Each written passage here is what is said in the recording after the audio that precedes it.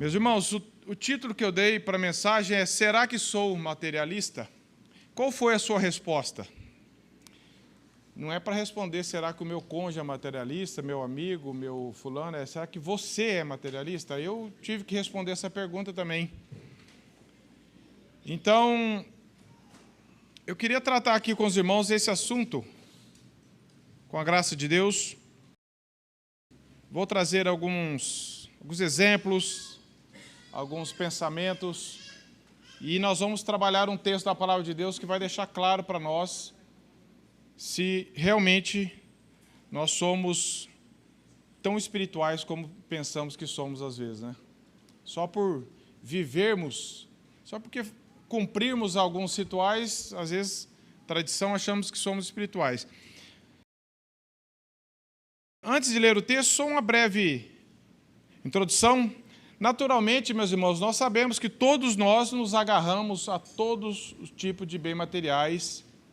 Logo cedo, nós somos bombardeados e o nosso coração distante do Senhor quer coisas, quer encontrar significado nas coisas. Quem tem filhos sabe disso, como os nossos filhos, como nós éramos e ainda somos, também apegados a coisas. Isso é meu.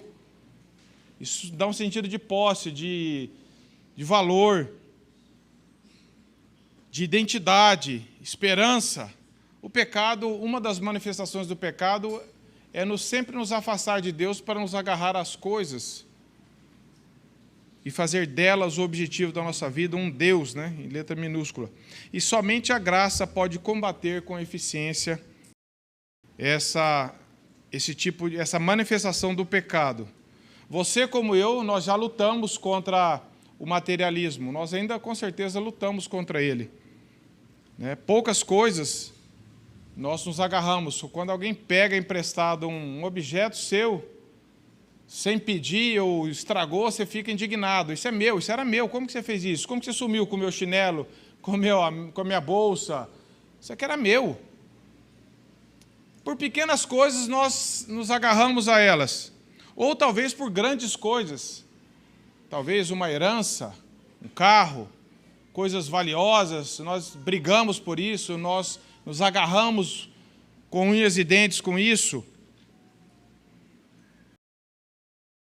As coisas que Deus permitiu que nós tivéssemos, nós usamos apenas para nós mesmos, não socorremos alguém, não ajudamos, porque tudo nós temos o senso de pertencimento. Isso aqui é meu, eu conquistei, é meu tesouro, é minha coisa, é minha identidade.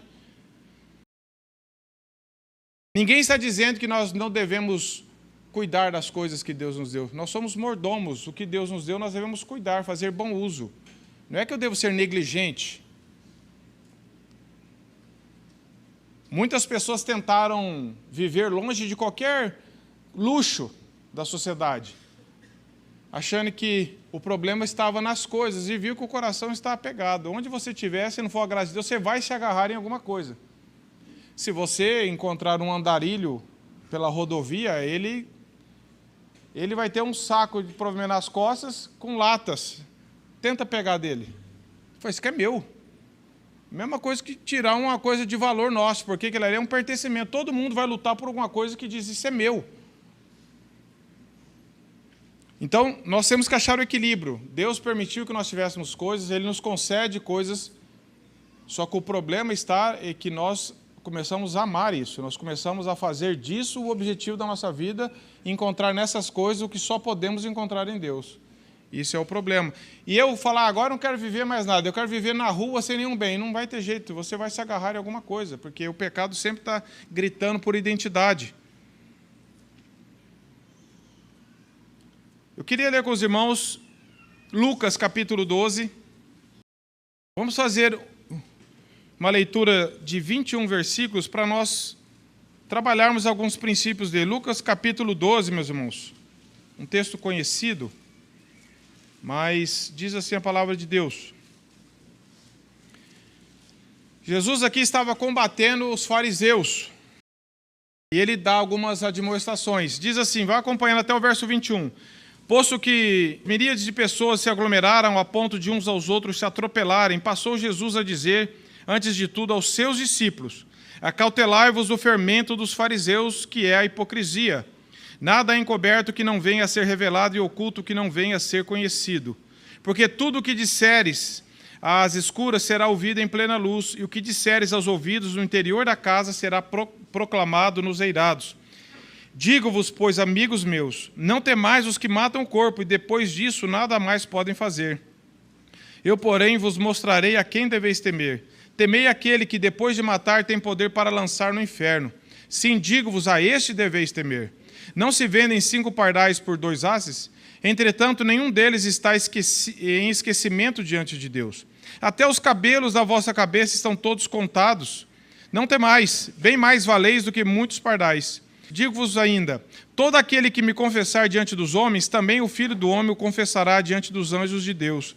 Mas o que me negar diante dos homens, será negado diante dos anjos de Deus.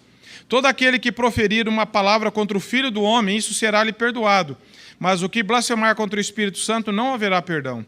Quando vos levarem às sinagogas e perante os governantes, os governadores e as autoridades, não vos preocupais quanto ao modo por que respondereis, nem quanto às coisas que tiverdes de falar, porque o Espírito Santo vos ensinará naquela mesma hora as coisas que deveis dizer.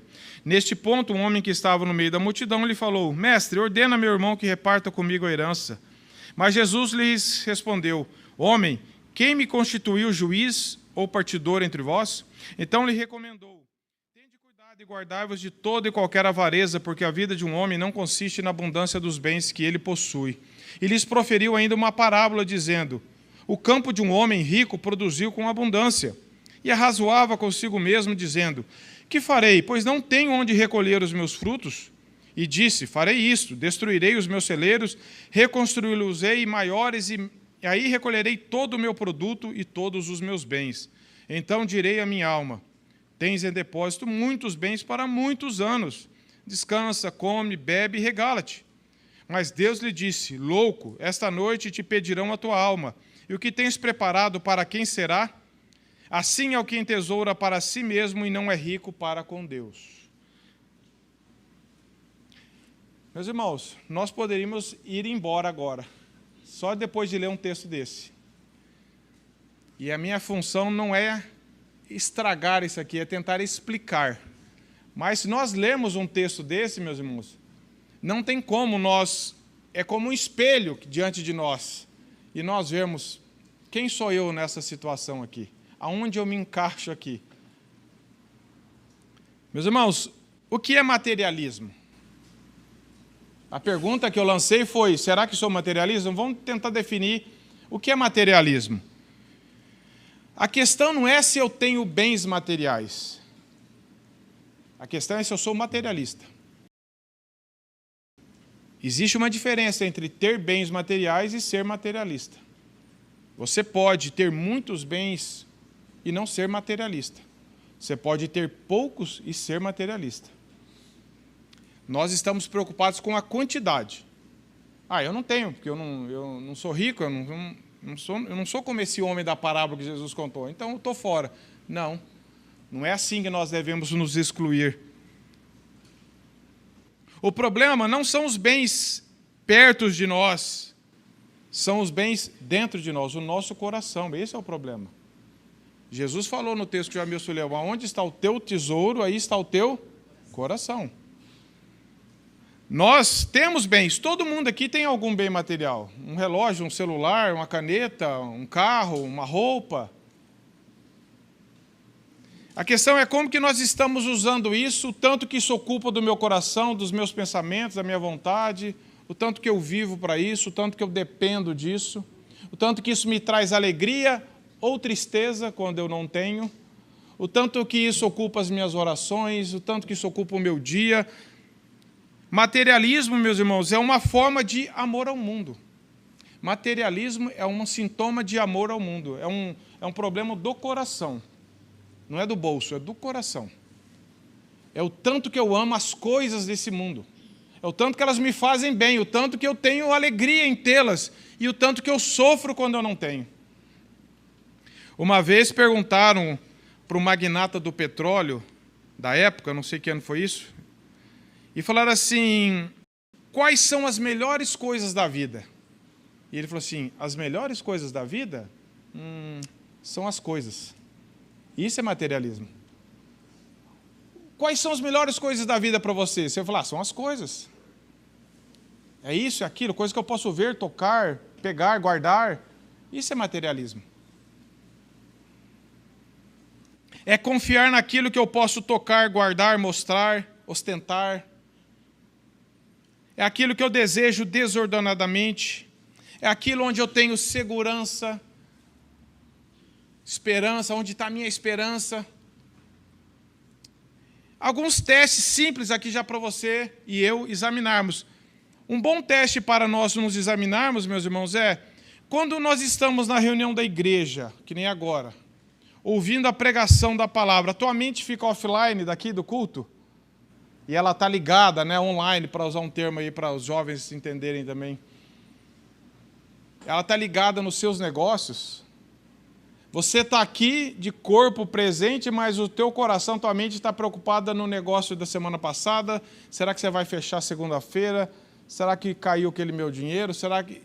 Como que está a tua mente agora? Você que está ouvindo também pela internet.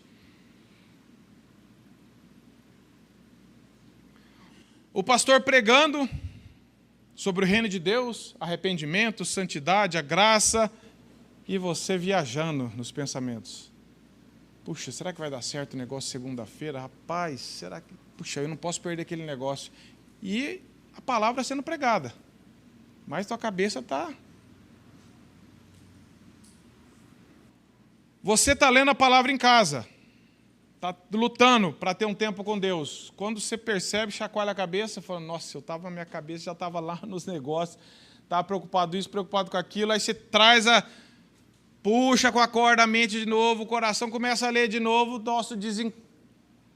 e você não consegue ler a palavra, você não consegue ouvir a pregação da palavra, você não consegue concentrar no culto, você não consegue concentrar no que está sendo anunciado, você vai ler a palavra na sua casa, tua mente escapa, é só preocupação, problemas, dinheiro, lucro, perdas. Quarta, falamos de 3, né?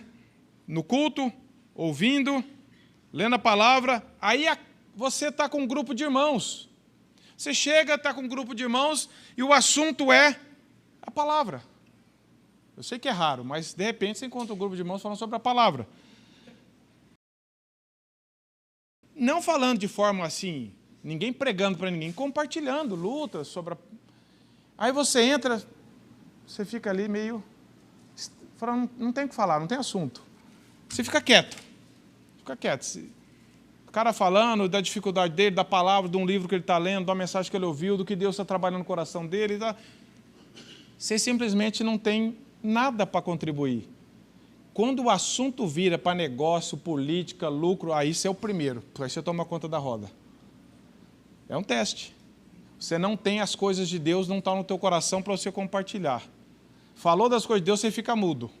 Perde o interesse.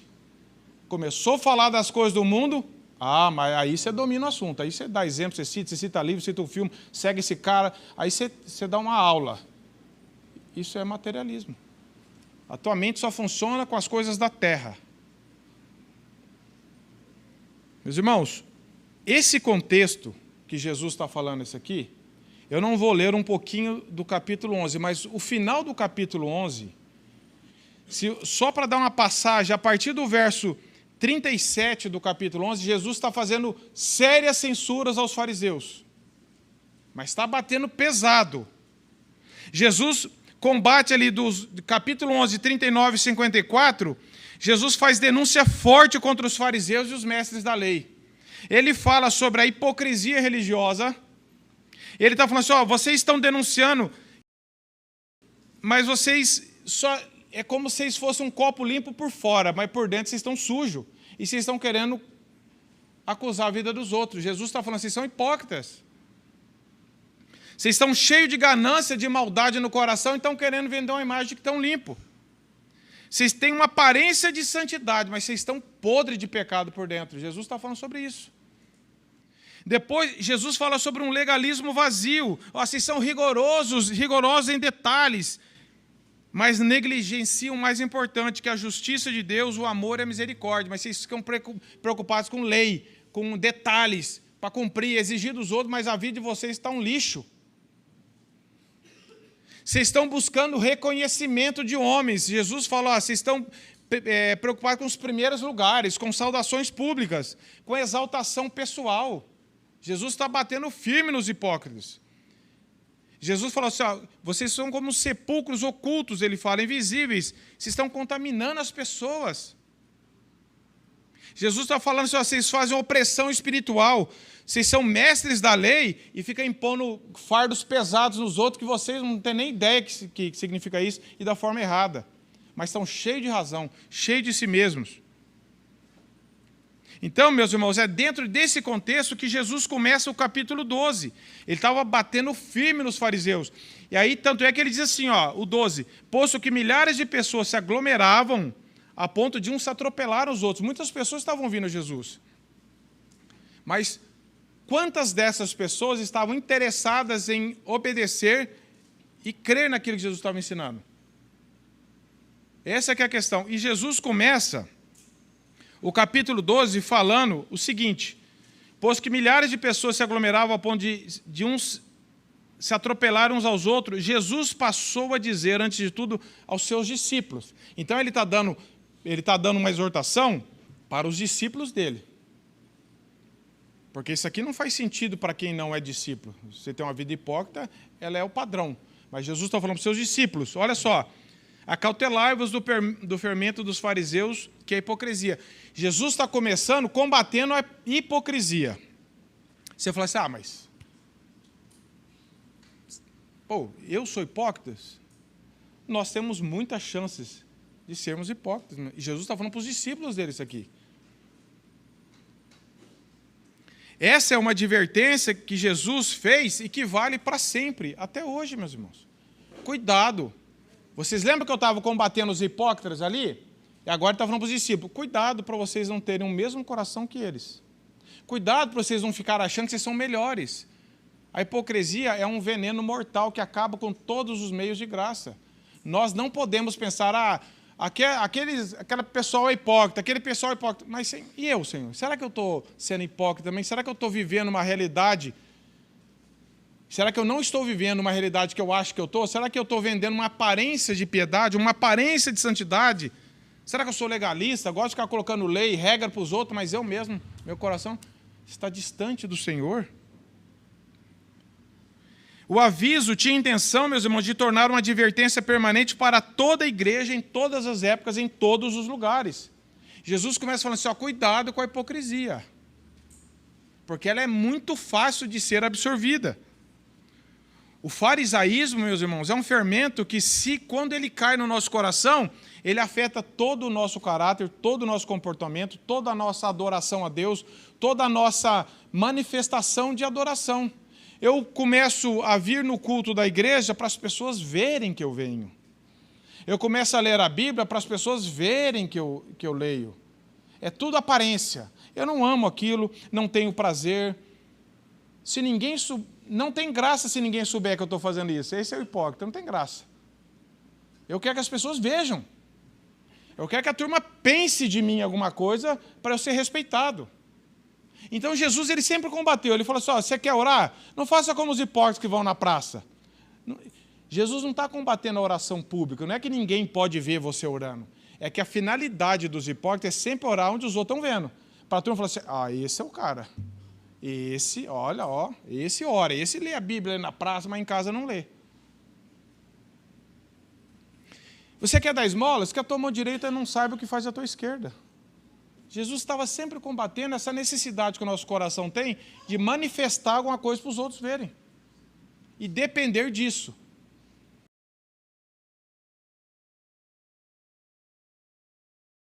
J.C. Harley, ele diz assim, se não desejamos nos tornar fariseus, cultivemos um cristianismo que envolve todo o nosso coração.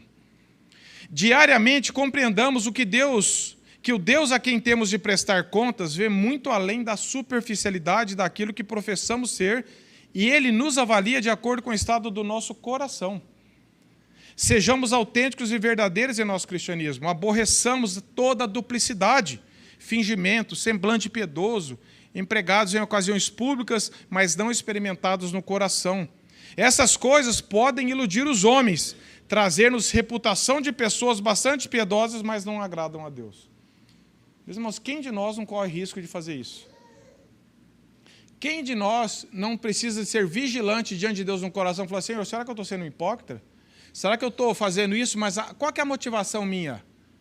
É as pessoas verem? É eu ganhar um respeito? Eu ganhar isso? Ou eu faço isso? Se as pessoas verem, viu? Se não ver, não viu? Eu quero estar reto diante do Senhor. Eu quero fazer isso aqui por causa do Senhor, por causa do meu prazer de ter comunhão com Ele. Porque tem gente que pensa assim, não, se ninguém vê, eu também não vou fazer. Ninguém viu que eu estou lendo o livro? Ninguém viu que eu estou orando 6 horas da manhã? Né? Mas é para quem? Ninguém precisa saber. Alguém pode vir a saber e Deus pode usar isso para estimular outras pessoas. Mas o objetivo não é ser visto, não é ser reconhecido. Então, meus irmãos, Jesus também, ele começa a advertir ali, ele fala do verso 2, não há nada encoberto que não vai ser revelado, ou seja, a hipocrisia está preocupada só com o que as pessoas estão vendo. Jesus está falando, eu sei o que vai no coração. Eu sei o que vocês estão pensando quando vocês fazem isso. Eu sei qual é a motivação de vocês ao fazerem isso. Jesus também, ele falou, meus irmãos, advertiu os discípulos, nessa passagem aqui, no verso 4 do capítulo 12, ele também fala, digo, amigos meus, não temais os que matam o corpo, e nada disso podem fazer, mas temam aquele que, depois de matar, tem o poder de lançar no inferno. Ou seja, digo, a esse temer a Deus, não é os homens. E Jesus chega a ensinar, no verso 11 e 12, o seguinte, não fiquem preocupados se vocês forem perseguidos. O que eu vou falar quando eu for perseguido? Olha o verso 11 e 12. Que esperança que Jesus dá para todos nós. Quando vos levares às sinagogas e perante os governadores e as autoridades, não vos preocupeis quanto ao modo por que respondereis, nem quanto às coisas que tiverdes de falar. Por quê? Porque o Espírito Santo vos ensinará naquela mesma hora as coisas que deveis dizer. Jesus está falando, se vocês são cristãos, se você tem o Espírito Santo, apenas viva, não fique pensando nas consequências. E se amanhã, e se isso, e se aquilo, nosso coração é voltado para isso. Jesus está falando assim, confie em Deus, que se quando necessário, Deus vai dar, o Espírito Santo vai dar sabedoria e vai dar testemunho. Não foi assim que aconteceu com todos os cristãos ao longo da história? Ou nós achamos que o testemunho deles foi por mérito deles?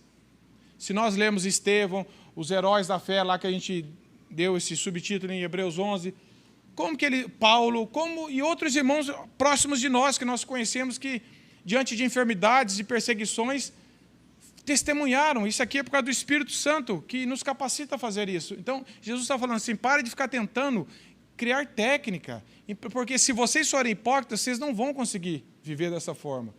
Isso aqui depende de uma realidade. Então, meus irmãos, o primeiro ensinamento que Jesus nos dá aqui é cuidado com a hipocrisia. Cuidado. Se quem você está condenando como hipócrita, você também não está sendo de outra forma, um hipócrita reformado.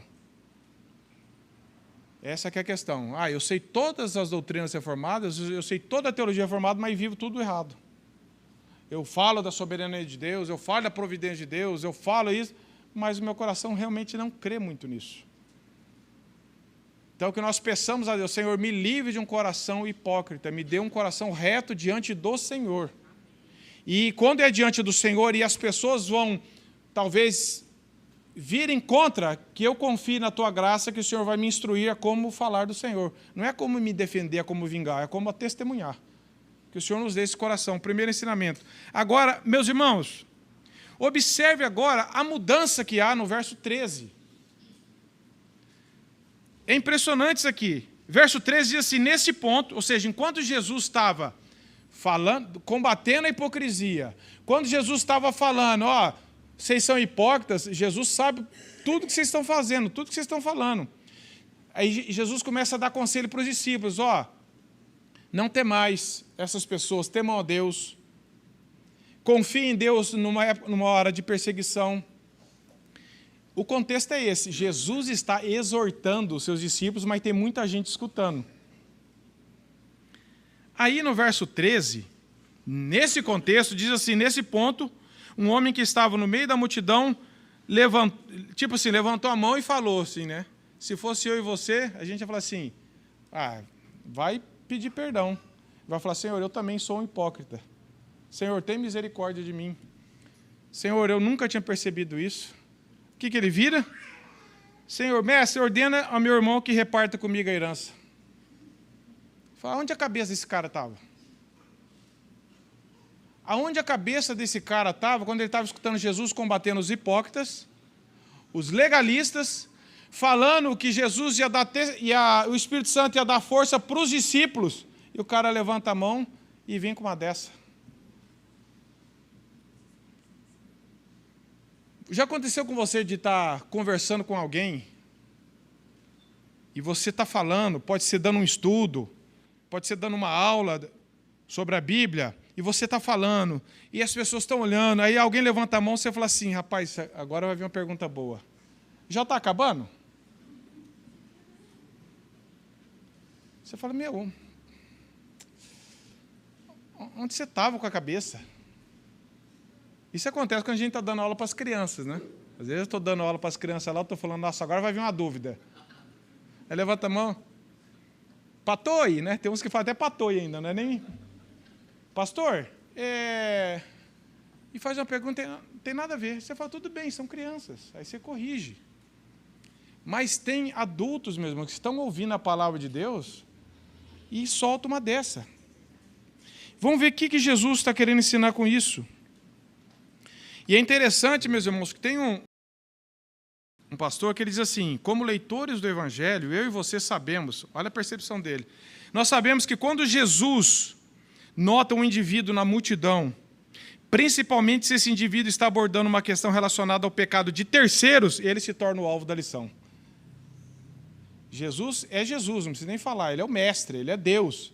E ele sabe, quando ele está numa multidão e alguém lança uma pergunta querendo acusar um terceiro, ele fala assim, eu vou falar de você, porque o problema está em você. É isso que Jesus fez aqui.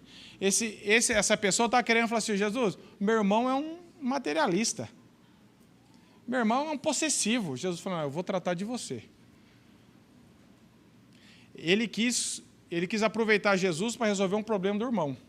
Aí Jesus falou, não, eu vou resolver o teu problema. Jesus sabia que o problema desse homem não era o irmão dele, era o coração dele, meus irmãos. Jesus não vai falar do irmão dele, Jesus vai falar do coração dele. Nós somos muito bons em apontar pecado dos outros. Eu sou assim por causa de fulano, a minha vida está assim por causa dele. Isso acontece no casamento, na família, na igreja. Esse homem materialista, ele quis mostrar que tudo que Jesus estava ensinando para ele não tinha valor.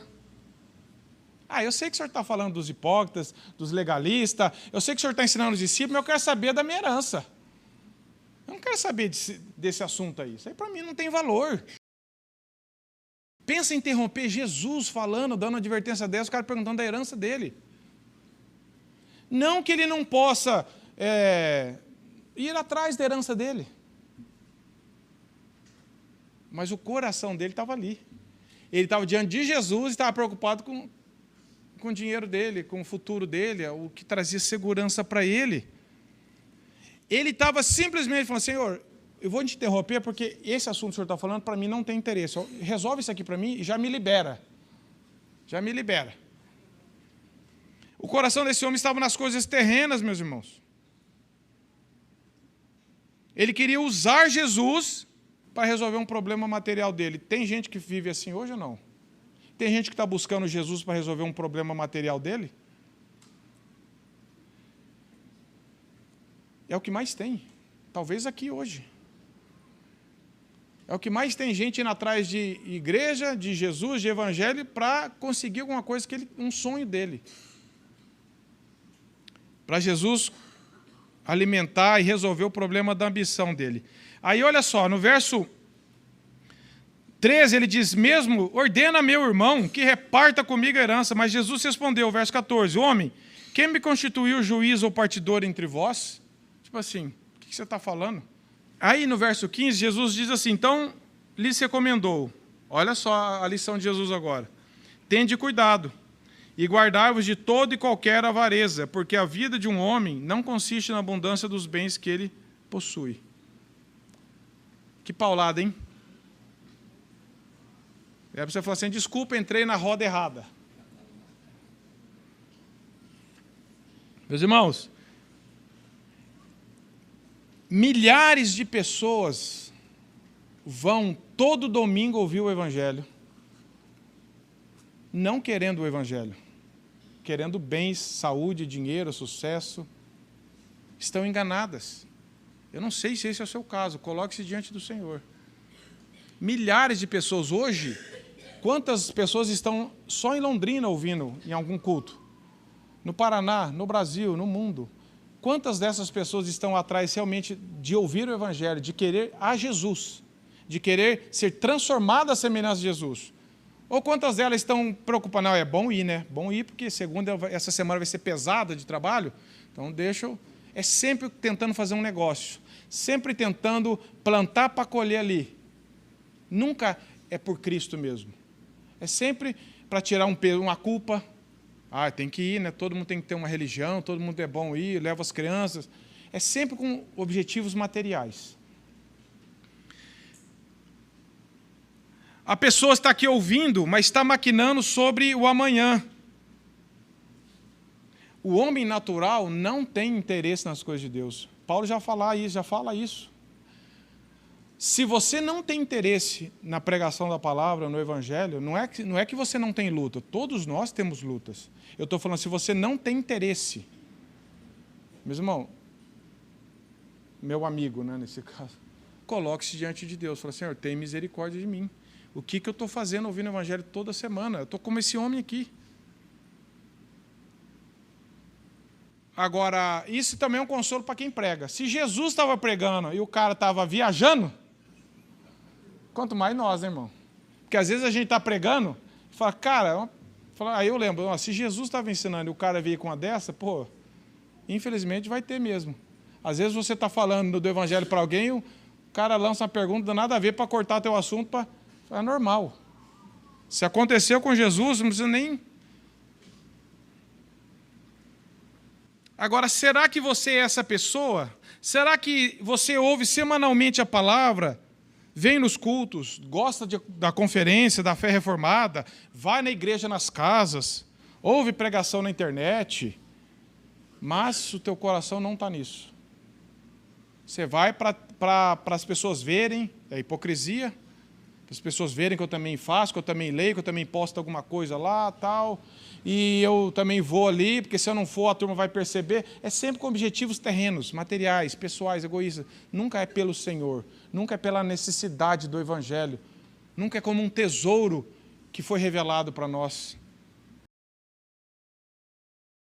Será que você está aqui hoje ouvindo o Evangelho e tua cabeça está onde? Teu coração está onde? Teus medos estão aonde? Tuas angústias, tuas preocupações estão aonde? Será que você ama a Deus pelo que Deus é e fez por você na cruz ou pelo que Ele pode te dar? Pense no casamento, na família. Um filho falar para você, eu te amo enquanto você puder me dar o que eu quero. É um amor isso? Pai, mãe, eu te amo enquanto o Senhor puder me dar o que eu quero. E tem muito cristão fazendo isso com Deus e achando que ama Deus. Eu amo a Deus enquanto Deus estiver me atendendo naquilo que eu quero. Isso nunca é adoração, nunca é cristianismo, isso não tem nada de Bíblia, meus irmãos. Isso aqui é farisaísmo atual. E não é assim que as pessoas atraem milhares de pessoas dentro de igreja, de movimento? Teologia da prosperidade, confissão positiva, vem que Deus te dá, ora que melhora. Jesus morreu para fazer eu ser feliz. Sempre conceito materialista. Crente não fica doente, crente não sofre, crente não faz nada. Eu não sei qual Bíblia que eles leem. Será que é isso que governa o seu e o meu coração? Será que nós estamos atrás de alguma coisa? Ou nós, pela graça de Deus, nós falamos, Deus já me deu tudo em Cristo na cruz. Se nós lermos Efésios 1, o que Deus nos fez em nós? Por nós e para nós, quando nós éramos inimigos, pecadores. Deus nos deu o que Ele tinha de melhor e único, que era o Filho dEle. E a pessoa ainda está esperando alguma coisa, é porque não creu no Filho. Cuidado com a avareza. Segundo tópico, nós lutamos contra o materialismo. Meus irmãos. Cobiçar, meus irmãos. O materialismo leva à cobiça. A cobiça é materialista, porque você está cobiçando coisas. O teu coração sempre é ingrato. Eu vou ser feliz na minha próxima aquisição. Aí, quando você pega a próxima, é a próxima. Nunca é aquela. Esse é o engano do materialismo. A cobiça, ela torna o nosso coração insatisfeito e, por consequência, materialista. Eu quero aquilo que eu tinha e não tenho mais, eu quero aquilo que o outro tem. E talvez a cobiça seja a origem de todos os pecados, porque ela gera um descontentamento em Deus, e eu quero alguma coisa, eu não quero Deus, eu quero alguma coisa, eu estou procurando algo mais. Deus, para mim, não é suficiente. É essa que o coração cobiçoso disse. E eu me recordo de novo a esse irmão, J.C. Riley. Ele diz assim: a cobiça foi o pecado que arruinou os anjos que caíram. Não se contentaram com seu principal estado, cobiçaram algo melhor. Foi o pecado que contribuiu para Adão e Eva forem expulsos do paraíso e para que a morte entrasse no mundo. Nossos primeiros pais não ficaram satisfeitos com as coisas que Deus lhes havia dado no jardim do Éden. Eles cobiçaram e, portanto, caíram em pecado. É um pecado que, desde a queda, tem sido causa de miséria e infelicidade na terra. Guerras, conflitos, brigas, divisões, disputas, invejas, ódio e todo tipo têm manifestado tanto em público quanto em particular. E todas essas coisas têm origem na cobiça. É guerra entre países, é guerra na família, é guerra no casamento, é guerra entre vizinhos, é cobiça. É descontentamento do meu coração diante de Deus. E cobiçar, meus irmãos, é desejar demais as coisas ou desejar as coisas demais.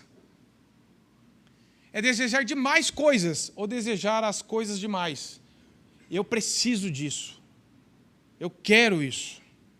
Eu não suporto viver sem isso. A minha vida não tem sentido se eu não tiver isso.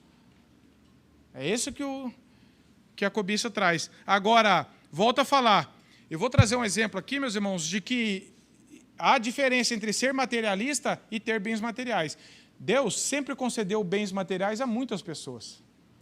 E muitas delas não foram materialistas. Elas usaram o que Deus deu para o reino, para as outras pessoas. Deus sempre faz isso. Olha só nesse caso, na Inglaterra, no século XVIII, uma das mulheres mais ricas do Império Britânico, uma condessa milionária, ela usou a riqueza e as propriedades para disseminar o reavivamento evangélico naquela época. E conta a história que as casas dessa condessa se tornaram locais de reunião estratégico para homens como George Whitefield frequentar. Procure saber quem foi esse homem. Seus bens, os bens dessa condessa, estavam sempre à disposição do Senhor. A sua visão de Deus fazia com que ela enxergasse além dos bens materiais. Ou seja, Deus deu bens para mim, eu vou usar para o reino. Ela tinha bens, mas não era materialista. A cobiça é o desejo de ter riquezas. O que eu tenho é meu, é para mim, acabou. É pelo prazer e a sensação de segurança que ela nos dão. A cobiça é uma forma de idolatria, a Bíblia diz. Efésios 5:5 e Colossenses 3:5. Avareza, cobiça, desejos idólatras nos afastam de Deus. Eu vivo para buscar as coisas. E se alguém falar para mim que Deus pode me dar as coisas, eu vou atrás de Deus também. E se falar que outra religião dá, eu vou atrás de outra também. Eu quero as coisas. Como eu vou chegar aqui, eu não sei, eu quero isso aqui. É isso que é materialismo, isso que é cobiça. Eu uso tudo para um fim meu.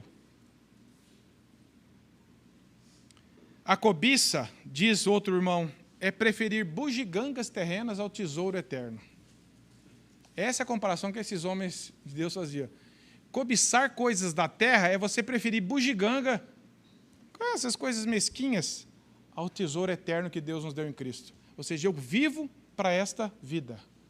Eu vivo para ter coisas, para possuir, para ter identidade nisso. E com isso, meus irmãos, não se iluda que você consegue buscar as suas coisas. Não consegue. Ninguém consegue. Jesus já falou isso. Se eu vivo para essas coisas, eu vou ser afastado do verdadeiro evangelho de Cristo. Porque o meu coração vai estar servindo a esse Deus, riqueza, dinheiro, bens materiais. Agora, a estratégia do mundo, isso aqui eu achei fantástico, meus irmãos. A estratégia do mundo, de Satanás, é sempre colocar necessidades no nosso coração. A cobiça, ela vem por necessidade de coisa que eu não preciso, para impressionar pessoas que talvez eu nem conheço, mas só pelo prazer de ter. Essa aqui é uma história verídica. Muitos anos atrás, uma empresa americana de grande porte estava tendo dificuldades em manter trabalhadores na sua fábrica lá no Panamá. Não é no Paraná, não, no Panamá. No Paraná, acho que também. Esse povo, eles estavam empregados lá, mas eles viviam de uma cultura agrária que era baseada no escambo. Escambo é troca de mercadorias. Não tinha dinheiro. Eu tenho isso e me dá aquilo. E a gente se ajuda e vamos trocando e pronto. Só que quando eles começaram a receber o salário, eles tiveram, em um mês de salário, dinheiro que eles nunca tiveram na vida inteira. E eles falaram assim, vou parar de trabalhar, já tem aqui. Se sem dinheiro eu conseguir viver, com esse tanto eu vou parar de trabalhar. E eles começaram a sair das fábricas. E os donos da fábrica falaram, como que nós vamos segurar esse povo aqui? Olha só, vou ler aqui. Qual foi a solução? Os diretores da empresa deram aos empregados um catálogo de uma loja. Ninguém mais largou o emprego. Todos desejavam coisas que viram naquele livreto, com as quais nunca tinham sonhado. Falou, vamos dar uma coisa para eles comprar. Para comprar, eles têm que trabalhar. Aí eles ficam no emprego. Meus irmãos, é assim que funciona hoje, não é? A gente fica olhando na internet, as pessoas ficam ligando para a gente o dia inteiro, essas ligações para te oferecer coisa. Você precisa daquilo, você precisa daquilo, você tem que melhorar, você tem que trocar, você tem que ter... Aí você fala, eu não posso sair do emprego, eu tenho que arrumar mais um emprego. Tem cara trabalhando em 4 empregos. Para quê? Para poder comprar mais coisas, para poder ter aquilo, para satisfazer a cobiça que é insaciável. E você vai ficando preso nisso, e qual que é o principal? Você vai se afastando de Deus, você já não tem tempo mais para ler a Bíblia, para ir em reunião da igreja. Quando você chega em casa, você está um bagaço, não consegue ler a Bíblia, não consegue cuidar da família, não consegue fazer mais nada. É um ponto de dormitório para você dormir, descansar, para no outro dia você voltar de novo. Então, a estratégia é sempre atiçar essa cobiça que está no nosso coração. E se nós não tivermos investido, nós temos na graça de Deus, nós vamos estar presos. Você vai num shopping, você vai a qualquer lugar, é isso que tem. Então, o combate a isso, meus irmãos, a essa insatisfação do coração, é o que Paulo falou em Filipenses. Eu aprendi a estar contente em toda e qualquer situação. Tanto ser humilhado, ser exaltado, com fartura, com pobreza. Eu tenho experiência em todas essas coisas e eu posso enfrentar tudo isso naquele que me fortalece. Deus é o tesouro do meu coração. O que Paulo falava? O viver para mim é Cristo, morrer é lucro. Eu falei, como que Paulo? É porque Deus era tudo para Paulo. Deus era o maior tesouro do coração de Paulo. Nós devemos orar para que nós cremos na providência de Deus, que vai nos prover com o trabalho normal do nosso dia, que vai nos prover a despeito das dificuldades. Ninguém vai ser negligente, ninguém vai ser ocioso e preguiçoso, que isso é um outro pecado. Mas também nós podemos cair no outro extremo, de viver para satisfazer, para buscar felicidade nessas coisas. Aí Jesus conta, meus irmãos, dos versos 16 a 21, Jesus conta uma parábola do homem rico, de um fazendeiro que colheu muito. E aqui, meus irmãos, Jesus não condena que ele era um bom fazendeiro, um bom administrador. Nós não lemos que o que ele fez foi ilegal, usou meios ilegais, não, nada disso. Nada disso. Jesus não condenou ele porque ele colheu bem, falou, você não podia ter colhido bem, crente não pode ter, não é isso. O problema desse homem, que Jesus está usando um exemplo, para fazer o seguinte, se você quer ver como que a cobiça, como que o materialismo tira a confiança sua em Deus, a alegria em Deus e coloca nas coisas, como você pensa que o materialismo te dá segurança, alegria, prazer, eu vou dar um exemplo para vocês, é isso que Jesus está falando, eu vou contar uma parábola aqui que vocês vão entender. Aí Jesus conta que esse homem que colheu demais, e depois que ele colheu demais, ele foi buscar um conselho com quem ele mais amava e confiava, ele mesmo. O cara era pouco centralizado nele, né? E sabe o que ele diz? Olha só, Um homem, diz o verso 16, o campo de um homem rico produziu com abundância. Ok, graças a Deus. Mas ele é razoável consigo mesmo, dizendo, o que eu vou fazer, hein? Eu não tenho nem onde recolher, eu tenho tanto que eu preciso dar um jeito. Eu sou muito bom. E ele disse, farei. Ele é razoável consigo mesmo, e ele falou assim, eu vou fazer. Não ora a Deus, não consulta a vontade de Deus, não compartilha com nenhum outro irmão. É o exemplo que Jesus está dando. É meu, eu vou fazer do meu jeito, na hora que eu quiser, e o que eu achar melhor para mim. E ele fala assim, ele é razoável consigo mesmo, dizendo, o que eu vou fazer? Eu farei. Olha, é tudo nele, meus irmãos, é tudo centralizado nele. E ele diz, farei. Eu já sei, então eu vou destruir tudo e vou aumentar.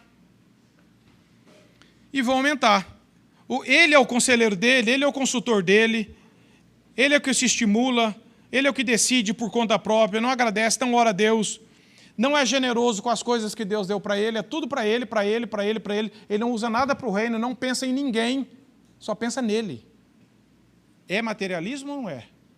Só pensa nele. E a prova disso, olha só o que ele diz.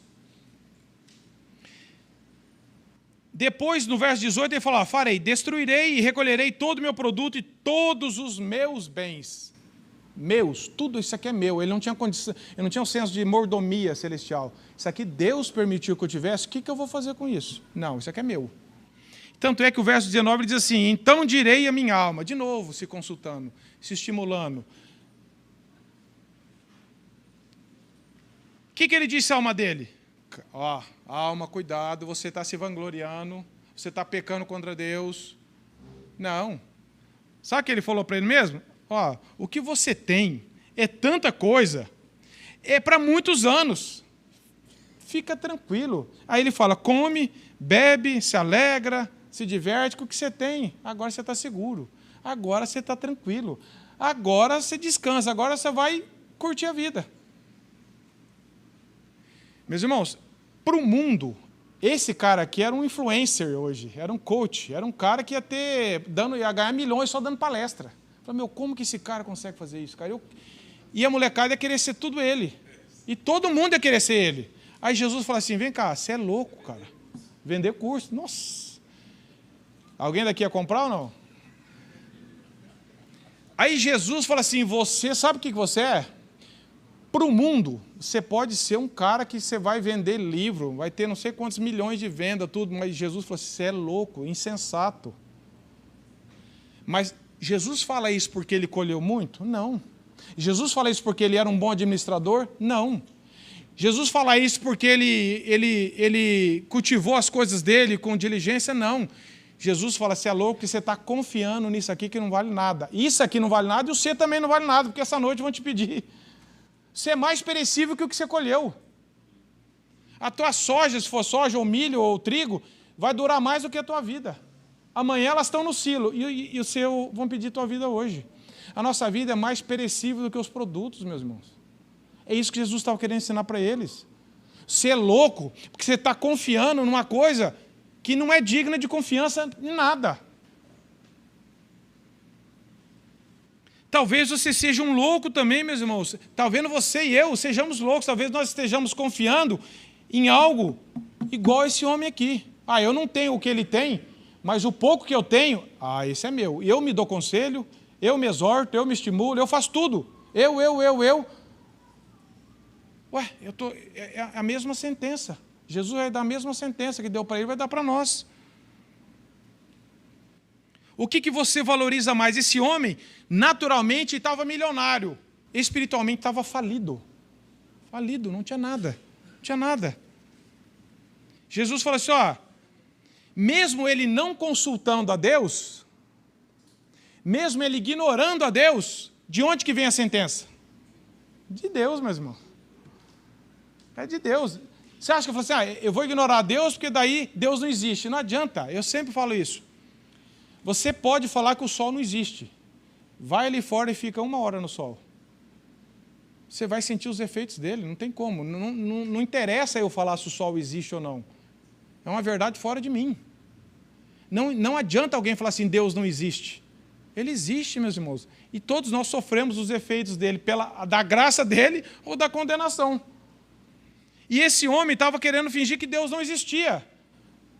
Mas Deus falou assim, não, a sentença vai vir daqui, tá? Aí Deus fala assim, louco, essa noite pedirão a tua alma.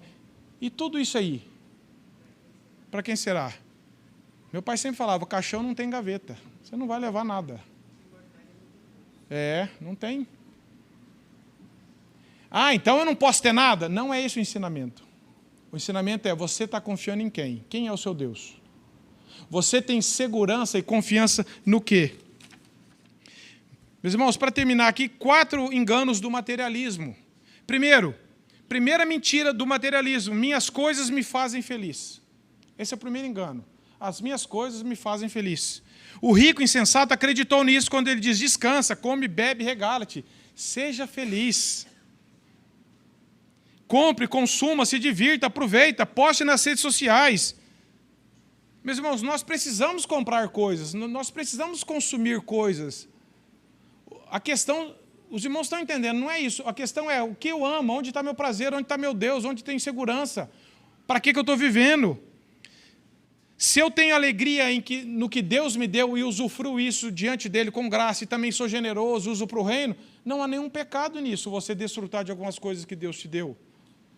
Mas se você estiver amando isso e vivendo para isso é meu, eu dependo disso, e eu agora estou seguro porque eu tenho isso. E agora eu vou ter muitos anos, como se a vida dele estivesse nas mãos dele. Vou viver muitos anos. Aí Tiago fala, o que é a vossa vida? Vocês são como a neblina. Esse homem não considerava isso. Em seu livro, que em português seria Como a Vida Melhora Enquanto as Pessoas se Sentem Pior, é um livro que ele diz assim, o incrível aumento do padrão, eu não li esse livro, foi uma citação dentro de um texto. O autor diz assim, o incrível aumento do padrão de vida da maior parte dos americanos e europeus ocidentais os tornou mais abastados, saudáveis, deu-lhes mais conforto, liberdade, soberania sobre pilhas de coisas cada vez mais altas, mas nunca os fez mais felizes. A sociedade que mais consome, que mais compra coisa, permanece insatisfeita e infeliz. David Harvey, num livro, ele diz assim, a felicidade proveniente de bens materiais funciona mais ou menos como uma droga, criando uma sensação de ordem ou condição temporária que pode se tornar tão estimulante que precisamos de outras coisas mais para mantê-la. Nossos desejos de descansar, comer, beber, nos alegrar podem ser uma fonte de tentação quando acreditamos que a felicidade está em adquirir coisas. E a droga é sempre uma dose. Hoje eu tenho uma sensação com esse aqui, amanhã, para ter a mesma sensação, eu preciso ter uma dose maior. O consumismo é a mesma coisa. Eu preciso ter esse carro. Aí você tem. Agora lançou o outro. A lanterna do 2027. Eu quero a lanterna do 2027. Agora eu quero uma casa. Qualquer coisa que você quiser imaginar, meus irmãos. Eu sempre estou apostando na minha própria próxima aquisição. Segundo engano. Minhas coisas me tornam importantes. Quem já não se sentiu importante quando comprou alguma coisa, uma casa, um carro, uma camisa, qualquer coisa que para você é importante, que você julga importante, você comprou aquilo, te deu uma sensação de importância. Agora você é um pouco mais respeitado. Agora eu vou chegar naquele ambiente com essa roupa, com esse carro, com esse óculos, com esse joia, com essa roupa, com esse vestido, seja lá o que for. O entrelaçamento da soberba e da cobiça é quase indestrutível, meus irmãos. Se eu sou realmente o centro de tudo, isso é soberba, então as coisas existem para servir os meus desejos, que é a cobiça. Se eu encontro minha identidade nas coisas, que é a cobiça, logo a quantidade de coisas que adquiro me torna importante, que é a soberba. Essas correntes duplas estão sempre entrelaçadas, envolvendo aqueles que buscam sua própria importância nas coisas, diz David Harvey. Soberba e cobiça, elas estão sempre andando juntos. Propagandas, no que as propagandas apelam para nós? Senso de importância, felicidade, realização, segurança. Senão ninguém compra. Compre isso, adquira isso, troca aquilo, você vai ser isso, aí mostra alguém, né, que o mundo tenha como uma celebridade, alguém poderoso, alguém feliz, você mostra aquela pessoa e se associa, se eu tiver isso, eu vou... É sempre associando a isso, essas coisas. Nosso valor está em sermos perdoados pelo sangue de Cristo, em termos da vida eterna, mas para muitas pessoas isso não vale nada. O que adianta eu ter a vida eterna se aqui eu não tenho tudo que eu quero? Veja o raciocínio do materialista. O que adianta se lá no céu eu vou ter uma alegria eterna se aqui eu sofro, se aqui eu não tenho as coisinhas que eu quero, né, as bugigangas? Essa é a equação do materialista. Terceira mentira, minhas coisas me dão segurança. O que esse homem acreditou? O que eu tenho? Ixi, agora eu estou tranquilo, eu tenho para muitos anos. Segurança. Aí Jesus falou assim, eu vou combater a sua segurança falando que essa noite vão te pedir a tua vida. Veja o contraste. E ele falou assim, o que eu tenho para muitos anos. Ou seja, eu vou existir muitos anos e vou curtir isso. Jesus falou, não, você vai acabar hoje. Essa é a segurança que as coisas nos dão. Ele diz no verso 19, então direi à minha alma, tens depósito muitos bens. No que você confia, meus irmãos? Se Deus tem te dado coisas, se Deus tem feito a sua empresa aumentar, prosperar, como que você tem lidado com isso? Você tem confiado na sua própria capacidade? Você tem apenas armazenado coisas para você mesmo, expandir, e cada vez ter mais coisas, e o reino de Deus e as pessoas vão ficando de lado, porque o materialismo, para o materialista, as coisas vêm em primeiro lugar. Se sobrar, eu dou uma moedinha ali, eu dou aqui. Todos nós lutamos contra isso, meus irmãos. Todos nós. A nossa segurança está muitas vezes nas coisas. Salmo 20, verso 7 diz, uns confiam em carros, outros em cavalo, mas nós confiaremos no Senhor. Em quem você e eu confiamos? Olha só o que diz esse irmão aqui, um líder da igreja perseguida na Romênia. Ele diz assim, com base na minha experiência, 95% dos cristãos que passam pelo teste da perseguição são aprovados, mas 95% dos que passam pelo teste da prosperidade são reprovados. Por isso que o salmista lá em Provérbios, por isso que a oração de Lemuel em Provérbios 30, ele fala, Senhor, não me dê nem a riqueza nem a pobreza, para que na riqueza eu não esqueça do Senhor e na pobreza eu não seja estimulado a roubar. Me dá o pão necessário de cada dia.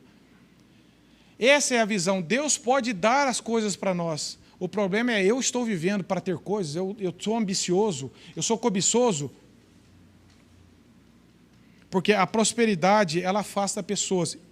Meus irmãos, permitam eu ler, mas esses testemunhos falam conosco.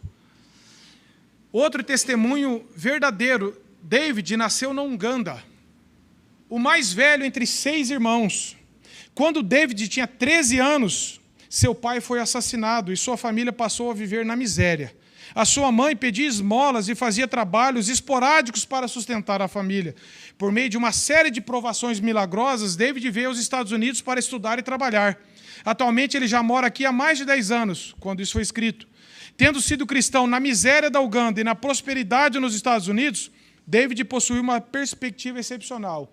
E esse jovem diz o seguinte, ele falando agora, você pode achar isso estranho, mas é bem mais fácil ser cristão na miséria na Uganda do que na riqueza dos Estados Unidos. A prosperidade me leva a ter preguiça e torna a vida mais difícil, e torna mais difícil colocar a minha confiança no Senhor. A riqueza me leva à passividade. Todo dia eu luto para colocar a minha confiança em Deus e não na minha própria força. A prosperidade, meus irmãos, ela é perigosa se nós vivemos para buscá-la. Se Deus nos encontra com o coração quebrantado, ela é uma bênção. Se ela nos encontra com o coração orgulhoso, ela é destrutiva. Por isso que a questão é do coração.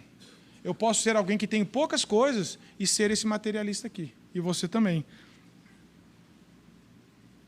Eu posso cobiçar sempre um carro melhor, uma casa melhor, uma roupa melhor. Eu tenho a sensação de que isso vai me trazer felicidade. Ai, como eu preciso disso. E eu vivo, e isso ocupa os meus pensamentos, eu não consigo mais orar. Tudo que eu oro está relacionado a isso. Todos os livros que eu leio estão relacionados a isso. Toda a minha conversa é relacionada a isso. E eu venho na igreja para ver se eu resolvo isso. Quarta mentira, minhas coisas me tornam ricos. Isso é mentira. Sabe por que é mentira? Porque Jesus falou assim, o que você tem para quem será? Verso 21, assim é o que entesoura para si mesmo e não é rico para com Deus. Jesus está falando assim, você é um milionário na terra, mas você é um falido na eternidade, porque você não tem nada do céu. Você não tem nada do que é eterno, você não tem nada. Você não tem nada. Então, nós achamos que as coisas nos tornam ricos. Jesus é um tesouro no coração. Meus irmãos, o que é ser rico para com Deus? É ter um monte de livro, um monte de Bíblia, postar um monte de coisa, vir no culto todo domingo? Não. Rico para com Deus é receber dele o que nós não podemos produzir. Ele nos deu tudo em Cristo: perdão, justificação, santificação, vida eterna, paz que o mundo não entende, uma alegria que ninguém rouba, que nem a morte pode roubar, que nem as tribulações podem tirar, que nem Paulo diz lá em Romanos. É ter a Cristo como tudo, é falar como Paulo: vivo não mais eu, mas Cristo vive em mim. O viver para mim é Cristo e a morte é lucro. Um cara desse, como Paulo, isso é ser rico para com Deus. Eu não sei o que eu tenho na terra, mas eu tenho a Cristo. Eu sou perdoado, Ele me aceitou. Ele me perdoou. Ele me deu a vida eterna, Ele me deu graça, Ele me deu tudo o que eu tenho em Cristo, mesmo não merecendo nada. É viver para a glória de Deus, para valores eternos. Porque já se diz, tudo que não tem valor para a eternidade é eternamente inútil. Deus nos deu as coisas que nós precisamos, mas usemos ela para a glória de Deus, para o reino de Deus, encontrando somente em Cristo a satisfação que nós tanto buscamos nas coisas e não vamos nos encontrar. Então, meus irmãos, Cristo é suficiente. Cristo não é só necessário para nós, Ele é suficiente, meus irmãos. Tem muita gente que pensa que Cristo é necessário, mas não é suficiente. Então eu preciso ter mais alguma coisa. Isso é mentira, isso é heresia, isso é pecado. Cristo, Ele não é só necessário, mas Ele é suficiente para corrigir o nosso coração e nos endireitar o nosso amor a Ele. Porque quando eu busco a Ele primeiro e Ele corrige o meu coração, as outras coisas começam a andar alinhadas. Os meus afetos começam a ser normais. Eu posso ter as coisas, posso não ter, posso ter momentos de maiores bens materiais, momentos com bens materiais, mas o meu tesouro é Cristo, e disso ninguém rouba, porque Ele mesmo garante que Ele é meu. Então, meus irmãos, avalie o seu coração, como eu tenho que avaliar o meu. Cristo é tudo para você? Quando você ouve o Evangelho, você está pensando em quê? Como esse homem? Fala, Senhor, me dá só o que eu tenho aqui. Quando você vai ler a Bíblia, quando você vai conversar com alguém, o que ocupa mais a sua mente? O que te motiva a viver, a acordar? O que te traz mais alegria, preocupação? Onde você encontra segurança, conforto, consolo, esperança? É nas coisas dessa vida ou é no que Cristo é por nós?